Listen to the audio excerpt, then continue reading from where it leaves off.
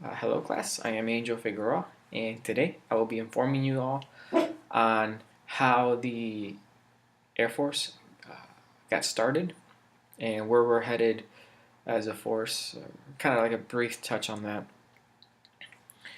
I think it's important that we kind of see in history where we came from and our beginning.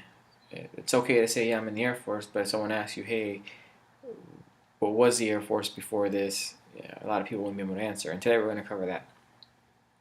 I always think in my head, what if there wasn't an Air Force? What would I do with my life? And to be honest with you, I'd rather not picture it, just because if we weren't here, who knows what type of world we would be in now.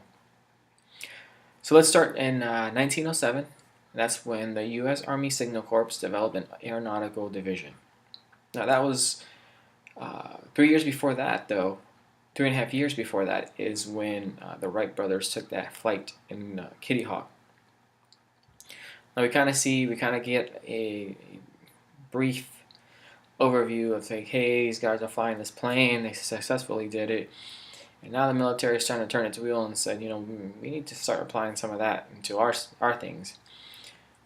So shortly thereafter, 1918, President Wilson created the Army Air Service and put them under the War Department.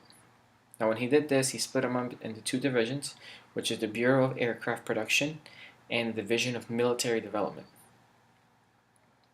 Sounds great. Kind of still getting our feet wet, still trying to kind of develop and evolve. And then World War II hits. So on June 20th, 1941, the Army Air Forces was developed, and some would say for World War II, according to AF.mil. Now, with that said, on September 18th, 1947, the Air Force won its independence from the Army and Navy. Now, as you can see, if you pay attention here, is the Air Force came from other branches. So it's never, some branches say, oh, I'm this, I'm that. If you look at it as the Air Force member, we developed because of other branches and what they had to offer. We kind of took some of their information and kind of ran with it. And now that leads us to where we're at now and today, with nuclear technology, cyberspace, medical, you name it, the Air Force has it.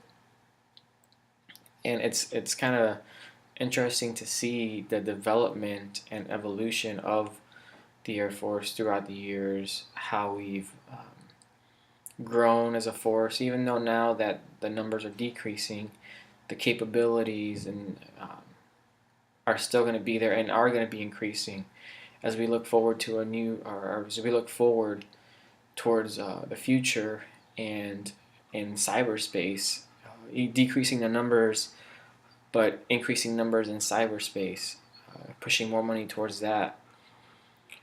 You can see that the Air Force doesn't limit itself in its abilities.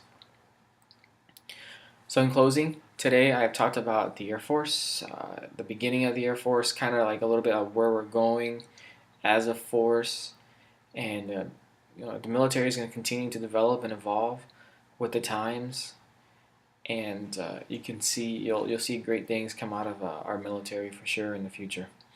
All right, you guys have a great day.